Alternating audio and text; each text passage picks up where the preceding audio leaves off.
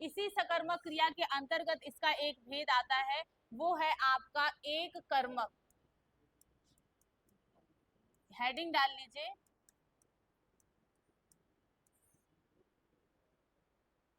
क्या बातें हो रही हैं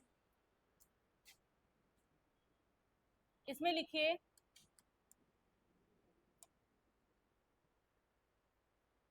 अब सकर्मक मत फिर से डाल लेना, सिर्फ यही डालना है, एक कर्मक क्रिया। ये सकर्मक के अंतर्गत है, इस वजह से इसको लिखवा दिया। हाँ हाँ हाँ, सकर्मक के अंदर ही है दो भेद, एक कर्मक और द्विकर्मक।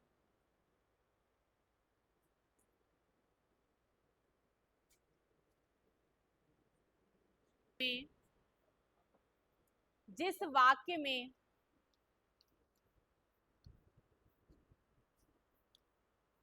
सकर्मक क्रिया,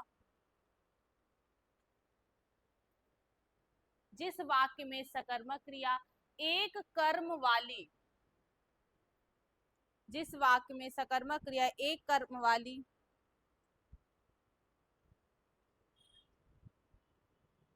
एक कर्म वाली हो, अर्थात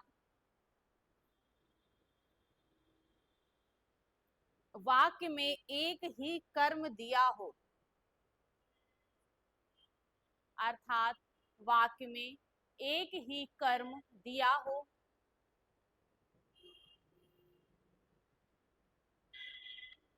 एक कर्मक क्रिया कहलाती है।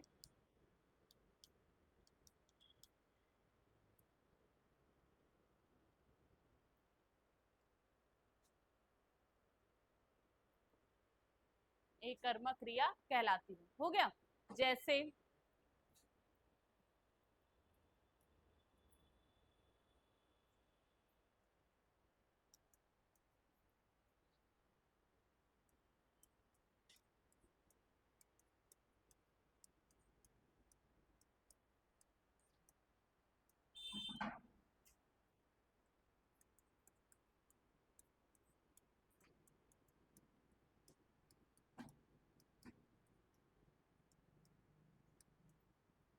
क्या लिखी है हम लोगों ने परिभाषा, कि जिस भी वाक्य में क्या दिया, जिस भी सकर्मक क्रिया में एक कर्म दिया होगा तो वो क्या कहलाएगी, एक कर्मक क्रिया कहलाएगी। उसके नाम से ही स्पष्ट हो रहा है एक कर्मक मत, यानी कि उसमें क्या होगा, वाक्य में सिर्फ एक ही कर्म होगा।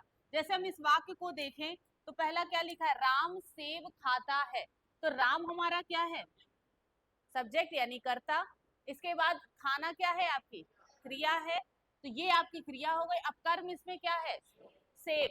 तो इसमें सिर्फ कर्म एक ही दिया है ना, जिस वाक्य में एक कर्म दिया होगा तो वो हमारी कौन सी क्रिया कहलाएगी, एक कर्मक क्रिया कहलाएगी। और ये किसका भेद है, आपके सकर्मक के अंतर्गत आता है। ठीक है। जैसे दूसरा वाक्य लिखा है, सीता गाना गाती है। तो सीता क्या है हमारा, इसमें करता है, और गाती है ये क्या है, आपकी क्रिया है। क्या गाती है, गाना। तो गाना आपका क्या हो गया, कर्म हो गया। तो इसमें संख्या कर्मों की कितनी है, एक है। तो जिस भी वाक्य में एक कर्म दिया होगा तो वो हमारी एक कर्म क्रिया के अंतर्गत आएगा। ठीक है, ये दोनों उदाहरण लिख लीजिए।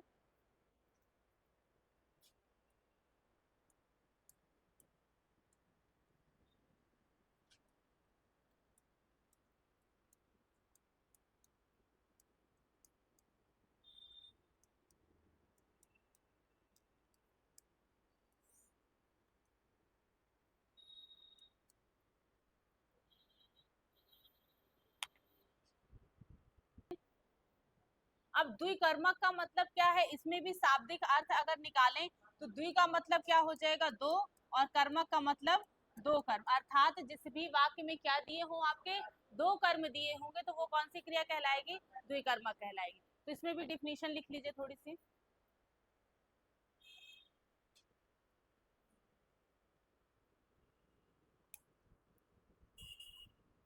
लिखिए। जो सकर्मक क्रिया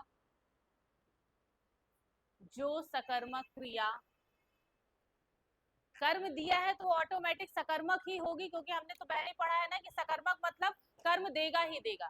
तो अगर पूछ भी ले द्विकर्मक क्रिया कैसी है, सकर्मक या अकर्मक, तो हमें पता ही कि कर्म दिया है तो क्या है, सकर्मक ही है। ठीक है, क्या लिखा है, जो सकर्मक क्रिया दो कर्म वाली, दो कर्म वाली होती है,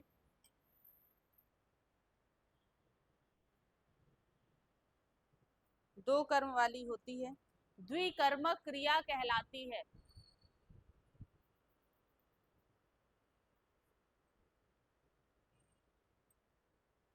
जो सकर्मक क्रिया दो कर्म वाली होती है, द्विकर्मक क्रिया कहलाती है।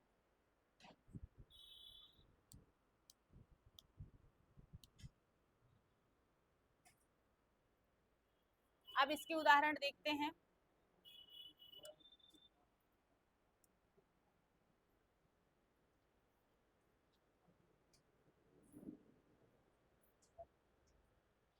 क्या लिखा हुआ है वाक्य में कि जो जिसमें परिभाषा के लिए जिस भी वाक्य में जिस भी सकर्मक क्रिया में क्या दिए हो, दो कर्म दिए होंगे, तो वो हमारी क्या कहलाएगी, द्विकर्मक।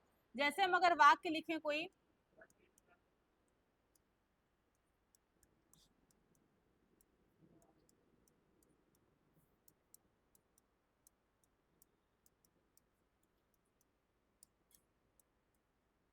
अब इस वाक्य को देखो और बताओ इसमें क्या क्या दिया हुआ है। राहुल ने श्याम को पैसे दिए, तो इस वाक्य में आपका कर्ता क्या है, आपका राहुल हो गया, और क्रिया क्या है, देना। राहुल ने श्याम को पैसे दिए, अब राहुल कर्ता हो गया, क्रिया क्या हो गई, देना। क्या दिए, तो ये क्या हो गया, किसे दिए, तो ये भी क्या हो गया। तो यहाँ पर कितने कर्म है, दो कर्म है ना। तो जिस भी वाक्य में कर्ता एक, क्रिया एक और कर्मों की संख्या दो होगी, तो वहां पर कौन सी क्रिया हो जाएगी, द्विकर्मक हो जाएगी। जैसे एक वाक्य और लिखते हैं।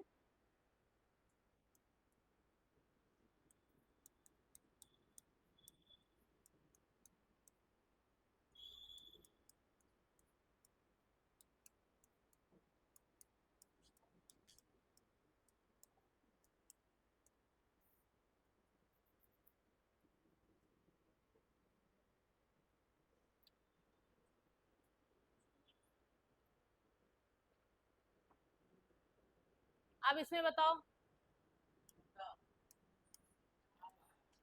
ये क्या है, कर्ता, क्रिया क्या है, कर्म क्या है, और दूसरा कर्म गाय। समझ में आया। ऐसे हम लोग डिफरेंट करेंगे। अभी देखो ऊपर वाले वाक्यों में जैसे हमने लिखा था, तो उसमें क्या था आपका, सीता गाना गाती है, राम सेब खाता है। इसमें क्या दिए थे, सिर्फ एक एक कर्म दिए थे, तो यहाँ पर कौन सी क्रिया हो गई थी, एक कर्म। और इसमें क्या, नीचे वाले में क्या दिए हैं आपके, दो कर्म दिए। तो ये हो जाएगा आपका द्विकर्मक क्रिया। ठीक है, पूछेगा ऑप्शन में देगा इसमें से कौन सी क्रिया है, ऑप्शन में दे देगा आपका एक कर्मक क्रिया, द्विकर्मक क्रिया, अकर्मक क्रिया, ऐसे पूछेगा। तो उसमें द्विकर्मक में हमें तुरंत से पता चल जाएगा क्या दिए होंगे, दो कर्म दिए होंगे, वाक्य बड़ा ही होगा। अगर ये लिख दिया जाए राधिका घर जाती है, अब क्या हो जाएगा, ये कर्मक का बन गया, और इसमें कर्म क्या हो गया हमारा, घर हो गया। ठीक है, अब हेडिंग डाल लीजिएगा, प्रयोग के आधार पर क्रिया के भेद।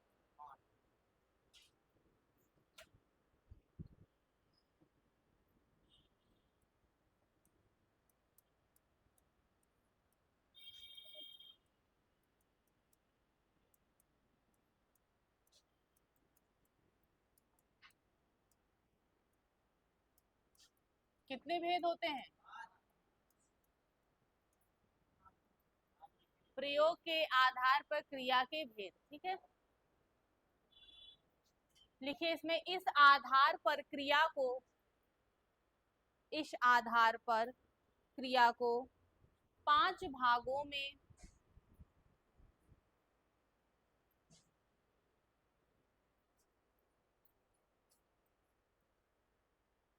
इस आधार पर क्रिया को पांच भागों में बांटा गया है।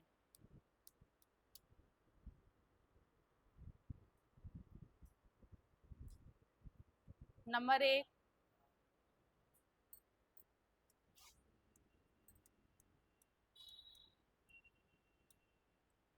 नंबर 1 प्रेरणार्थक क्रिया,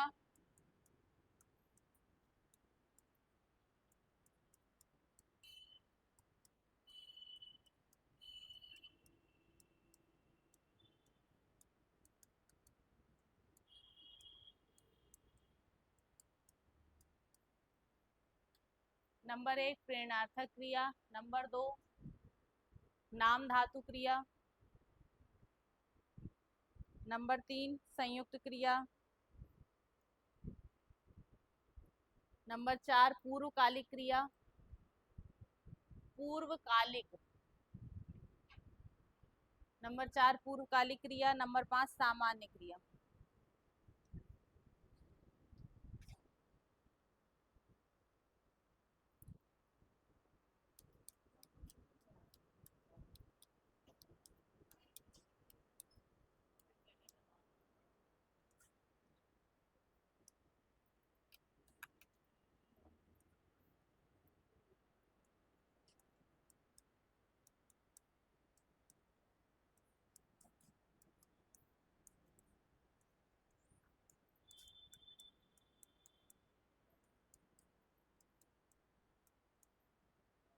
हो गई?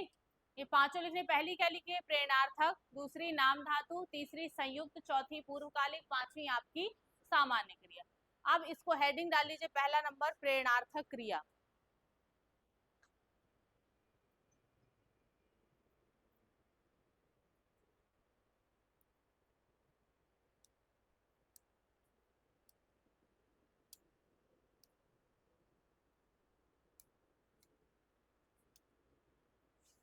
इसमें लिखिए ऐसी क्रिया, ऐसी क्रिया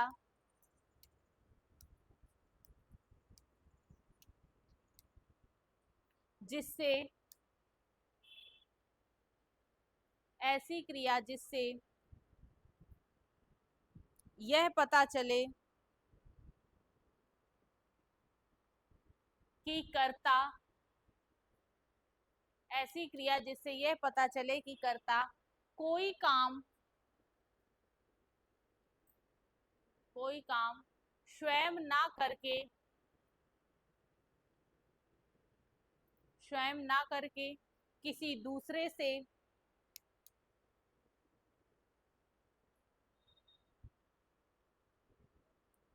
किसी दूसरे से उस कार्य को,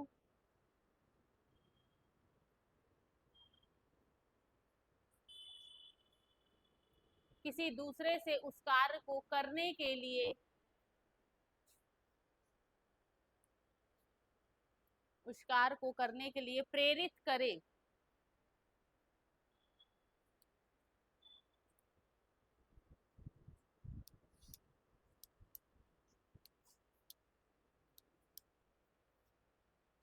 प्रेरणार्थक क्रिया कहलाती है।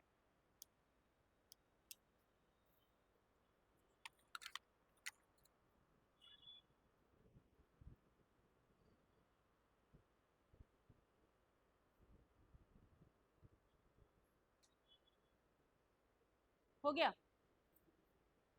अब क्या लिखा हुआ है परिभाषा, हमने एक बार पढ़ेंगे फिर से, कि जिस क्रिया में किसी कर्ता के द्वारा स्वयं काम ना कर कर किसी दूसरे से करवाया जाए या करवाने की संभावना हो, करवाने के लिए प्रेरित करे, तो वो सब क्या कहलाएगा? हमारा प्रेरणार्थक क्रिया कहलाएगी। जैसे अगर हम वाक्य लिखें,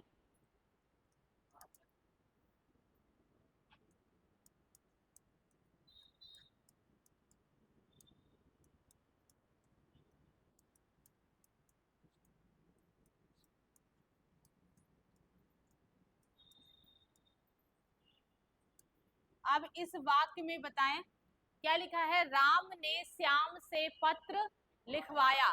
तो अब क्या है, काम क्या कर रहा है? कर्ता स्वयं काम ना कर कर क्या कर रहा है? किसी दूसरे से करवाए, तो वहां पर क्या होती है? प्रेरणार्थक। अब इसमें कर्ता क्या है? राम है। क्रिया क्या है? लिखवाया। और क्रिया में भी कौन सी क्रिया है आपकी? प्रेरणार्थक क्रिया, क्योंकि अब इसमें वो क्या है? कर्म क्या है? ये भी आपका कर्म ही है, लेकिन जैसे कहा जा रहा है राम ने श्याम से पत्र लिखवाया, तो पत्र किसने लिखा है? श्याम ने पत्र किससे लिखवाया गया, श्याम से लिखवाया गया है, और कर्ता इसमें क्या है, राम है। और हमने परिभाषा क्या लिखी है कि कर्ता स्वयं काम ना करके, स्वयं तो नहीं कर रहा है कि राम ने पत्र लिखा, यहाँ पर कौन लिख रहा है पत्र, श्याम। तो जिसने पत्र, जिस कर्ता जिससे काम करवाएगा, तो वहां पर क्या कहलाएगी, आपकी प्रेरणार्थक क्रिया कहलाएगी, जिसमें कर्ता स्वयं काम ना करके किसी दूसरे से करवाए। ठीक है, जैसे एक वाक्य और देखें,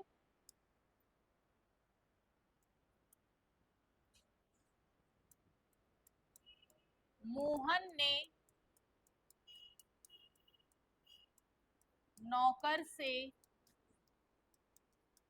खाना बनवाया। अब इसमें बताओ कर्ता क्या है, मोहन है, और किससे काम करवा रहा है, नौकर से। क्या करवा रहा है, खाना बनवा रहा है। तो इसमें काम प्रेरणार्थक क्रिया क्या है आपकी, बनवाना, और कौन बना रहा है, नौकर बना रहा, और बनवा कौन रहा है, मोहन बनवा रहा है। तो कर्ता खुद तो नहीं कर रहा काम, जिसमें कर्ता खुद काम नहीं करेगा दूसरे से करवाएगा, वहां पर क्या हो जाएगी, प्रेरणार्थक क्रिया। इसका शाब्दिक अर्थ भी देखें, प्रेरणार्थक मतलब प्रेरित करना, आदेश देना। ठीक है, ये चीजें आपकी क्या है, आपकी प्रेरणार्थक क्रिया में आएंगी। अच्छा, प्रेरणार्थक क्रिया में आपके दो कर्ता होते हैं। ठीक है, दो कर्ता होते हैं, एक होता है आपका प्रेरक कर्ता और एक होता है आपका प्रेरित कर्ता। अब इसको समझते हैं कि प्रेरक कर्ता और प्रेरित कर्ता क्या होते हैं।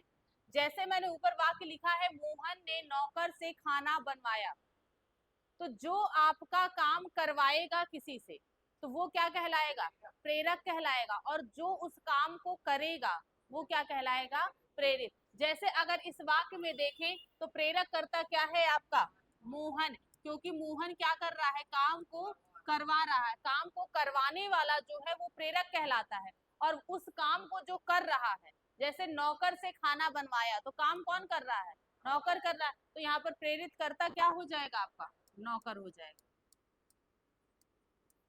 इसी तरह जैसे ऊपर वाला वाक्य लिखा है, राम ने श्याम से पत्र लिखवाया, तो इस वाक्य में प्रेरक कर्ता क्या है, राम हो जाएगा, क्योंकि राम काम करवा रहा है, और काम कर्म को कौन कर रहा है, श्याम। तो श्याम क्या हो जाएगा हमारा, प्रेरित कर्ता। प्रेरक होगा, कर्ता जो होता है मेन जो काम करवाता है वो प्रेरक कहलाता है, जो उस काम को करता है वो क्या कहलाता है, प्रेरित कहलाता है। आपसे क्वेश्चन में ऐसे ही पूछेगा, वाक्य दे देगा और पूछेगा इनमें से कौन सा प्रेरक करता है या कौन सा प्रेरित करता है। तो दोनों को याद रखना, प्रेरक मतलब काम करवाने वाला और प्रेरित मतलब काम को करने वाला। ठीक है,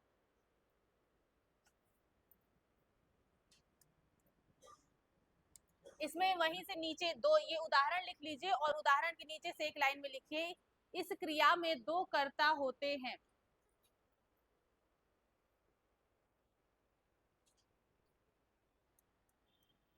काम को करवाने वाला, काम को करवाने वाला क्या कहलाएगा, प्रेरक कर्ता, और काम को करने वाला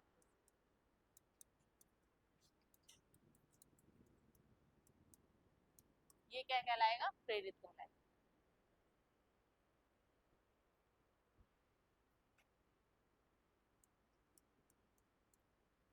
जगना ये क्या है, आपकी क्रिया है।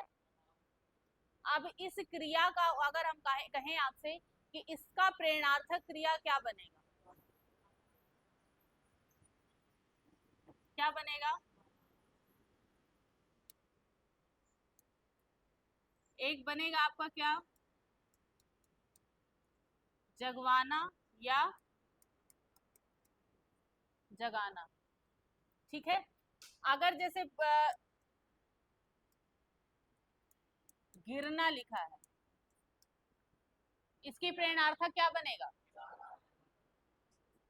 ज्यादातर शब्दों में जितनी भी आपकी प्रेरणार्थक क्रियाएं हैं उनको पहचानने का ये है कि लास्ट में क्या लगा होगा आपका, वाना लगा होगा।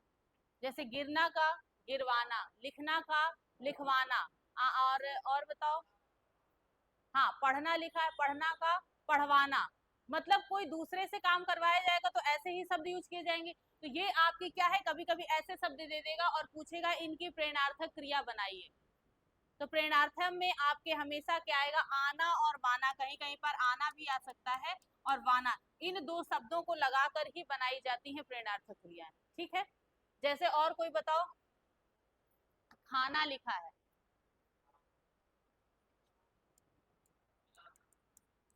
खिलवाना, खिलवाना हो जाएगा ना, उठाना,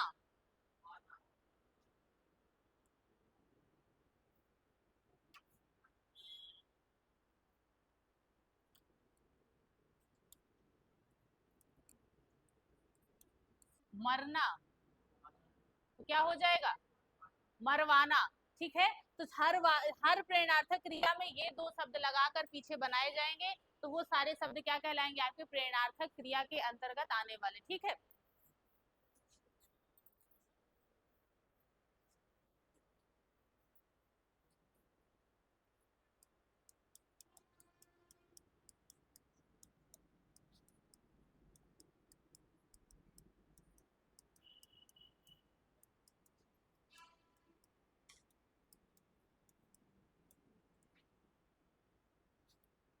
अब इसमें बताओ, इसमें प्रेरक कर्ता, प्रेरित कर्ता बताना है, कर्म बताना है, हाँ प्रेरक कर्ता, प्रेरित कर्ता और क्रिया सब बताना है। कर्ता क्या है इसमें, क्रिया क्या है, कौन सी क्रिया है,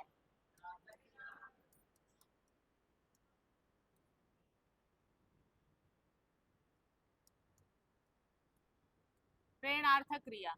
इसके बाद कर्म क्या है इसमें, और ये क्या है आपका, ये भी आपका कर्ता है। अब आपको ये बताना है इन दोनों कर्ता में प्रेरक कर्ता कौन सा है, प्रेरित कौन सा, ये क्या है आपका प्रेरक कर्ता, और ये क्या है प्रेरित। काम को कौन कर रहा है, पिताजी काम को कर रहे हैं, तो वो क्या कहलाएंगे, प्रेरित कहलाएंगे, और जो काम करवा रहा है, माँ ने काम करवाया, तो वो क्या कहलाएंगे, आपकी प्रेरक कर्ता कहलाएंगे। ठीक है, पहचान लेंगे, आगे बढ़े। अब नेक्स्ट डाल लीजिए, नाम धातु क्रिया।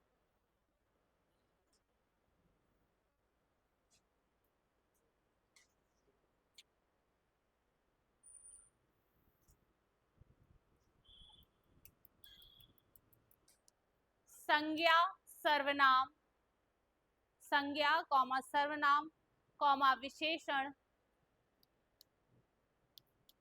संज्ञा सर्वनाम कॉमा विशेषण शब्दों से बनने वाली क्रियाएं, संज्ञा सर्वनाम कॉमा विशेषण शब्दों से बनने वाली क्रियाएं नाम धातु क्रियाएं कहलाती हैं।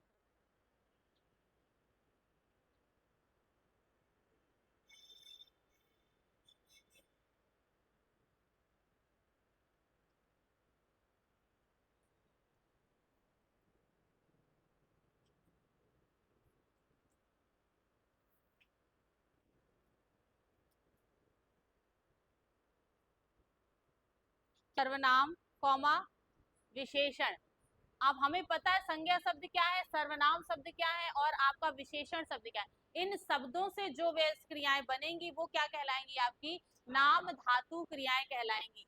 जैसे आप लिखें,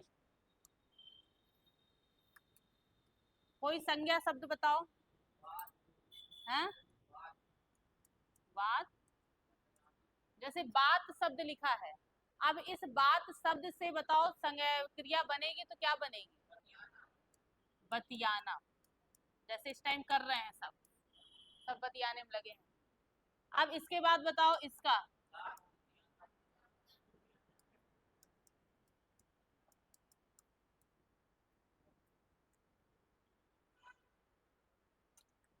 अब ये कैसा शब्द है, अपना कैसा शब्द है, संज्ञा है कि सर्वनाम है कि विशेषण है, हाँ? सर्वनाम है, और कौन सा सर्वनाम है, हाँ, तो अपना शब्द से अगर हम विषय क्रिया बनाएंगे तो क्या बनेगा, अपनाना। इसके बाद है जैसे ठंडा बोल रहे, ठंडा शब्द क्या है आपका, ठंडा कैसा शब्द है? संज्ञा है, सर्वनाम है, विशेषण है? बताओ कौन सी संज्ञा है? हैं? कौन सा द्रव्य है ये? ठंडा, गरम, ये सब क्या है? गुण है ना।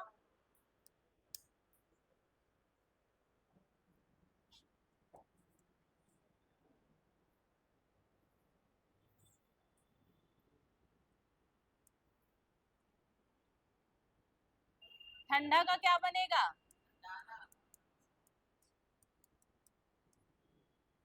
और बताओ। अच्छा इसका बताओ। लाज, क्या हो जाएगा? लजाना। तो ये ऐसे शब्द जो आपके संज्ञा, विशेषण और सर्वनाम से बने होते हैं तो वो क्या कहलाती हैं? आपकी नाम धातु क्रियाएं कहलाती हैं। इनको लिख लो ऐसे ही।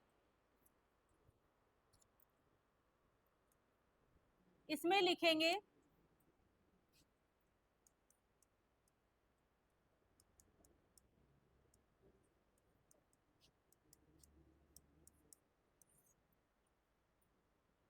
संज्ञा अथवा विशेषण शब्दों के साथ, संज्ञा अथवा विशेषण शब्दों के साथ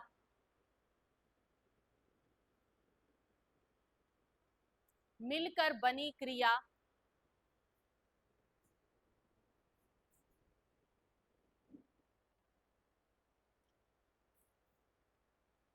नामबोधक क्रिया कहलाती है।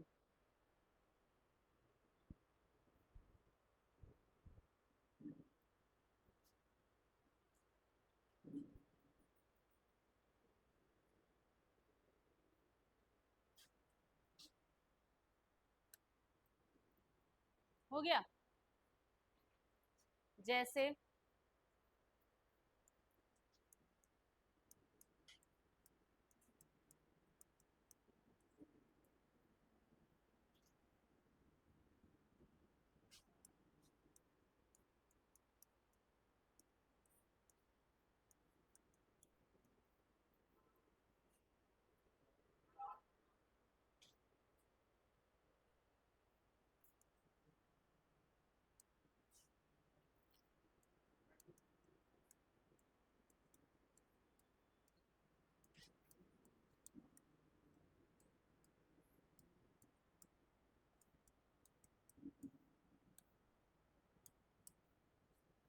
अब ये शब्द लिखे हुए हैं, हमने क्या परिभाषा लिखी है? किसी भी संज्ञा और विशेषण शब्दों के साथ मिलकर जो क्रियाएं बनती हैं वो कौन सी क्रियाएं कहलाती हैं? नाम बोधक। अब हमें संज्ञा शब्द पता होने चाहिए और क्या पता हो? विशेषण शब्द पता हो।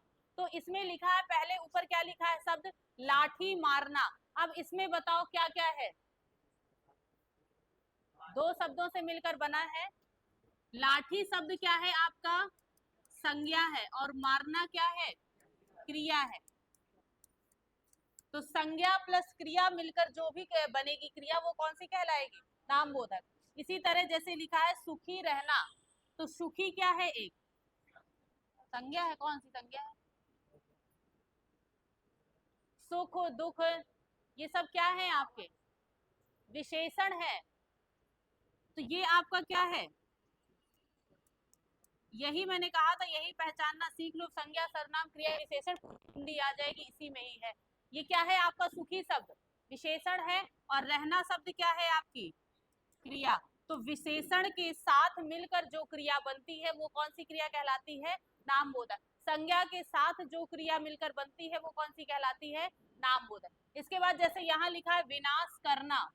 अब विनाश शब्द क्या है आपका? एक संज्ञा शब्द है, और इसके बाद करना क्या है? एक क्रिया है। जैसे लिखा है दुखी होना, दुखी शब्द क्या है? विशेषण है, और ये क्या है आपका? होना क्रिया है। ठीक है, तो ये क्या कहलाएंगे आपके? जो भी शब्द संज्ञा और विशेषण के साथ लगकर बनती हैं जो भी क्रियाएं, वो आपकी कौन सी कहलाती है? नामबोधक। उसके पहले हमने नाम धातु लिखा था।